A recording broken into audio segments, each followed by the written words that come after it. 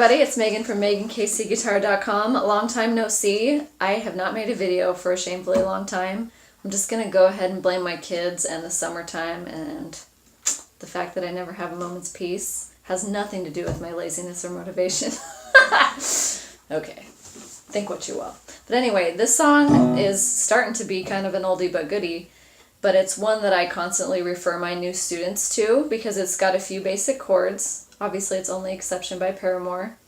In another life, I will be gifted with her voice box. That would be an amazing thing, but I deal with the one I got. So in this song, it's a little bit unusual of a rhythm because it moves in 3 instead of in 4. So a good way to warm up your hand to get you used to this strumming pattern, whenever you strum, you want to think in terms of eighth notes or half counts, and you don't even have to know about music to know what to do here. It's just in terms of the constant motion of down and up.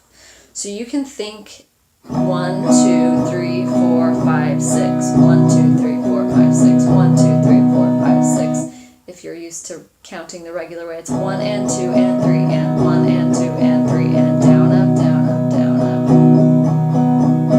up. So you just have to decide which of those that you're going to miss. We call this the concept of the air stroke. So in this one, it's kind of got a shuffle feel. Down, down, up, down, up.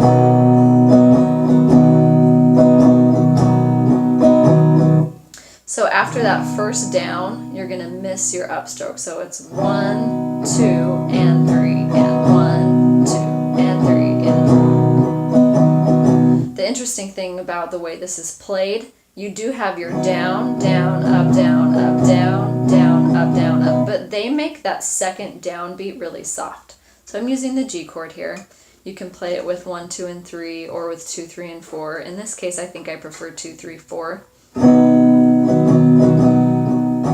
So when you do that second downstroke, they're really only hitting the lower strings and making it pretty subtle.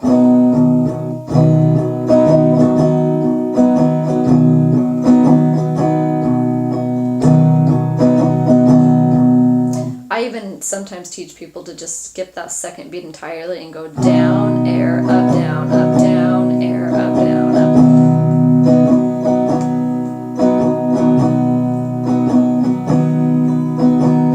So you do that 4 times for the intro.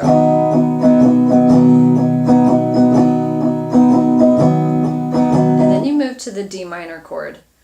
Now, I like to play D minor with my first finger on the first string, my second finger on the third, and I like my pinky on the second string. I know that's kind of unusual. You can play it with your third finger. That's more the accepted standard way to play it, but I like pinky.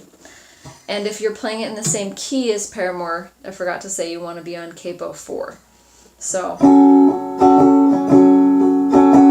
after the D minor, we move to a version of the C chord called C major 7. You're just holding down the 4th string on the 2nd fret and the 5th string on the 3rd fret. So it's basically like a C with no first finger, C major 7.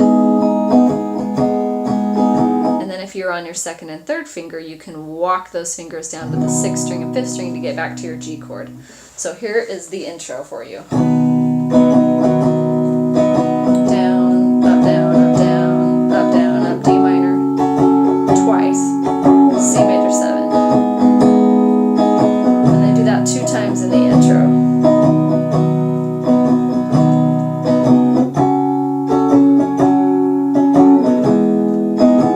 You can really see me do that air stroke on beat 2. Downs, miss, up, down, miss, up, down, up.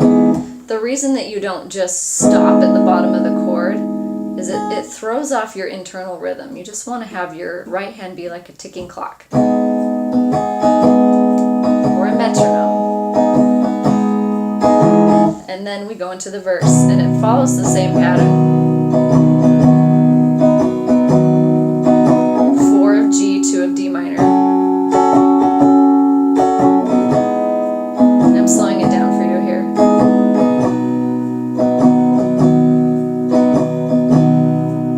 As he tried to reassemble it. And you do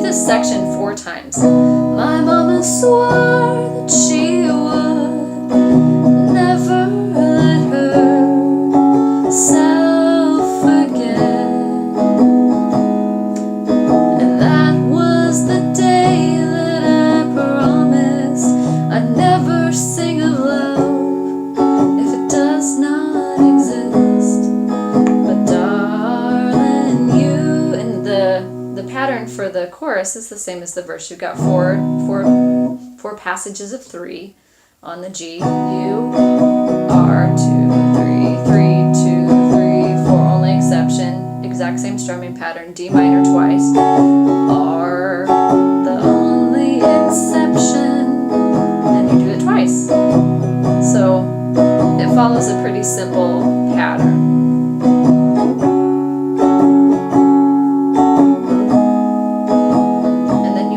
And do the same thing for the verse. The only part that's different is the bridge, which her vocals totally rock, but it's A minor. So same strumming pattern. A minor is the 2nd string, 4th string, 3rd string.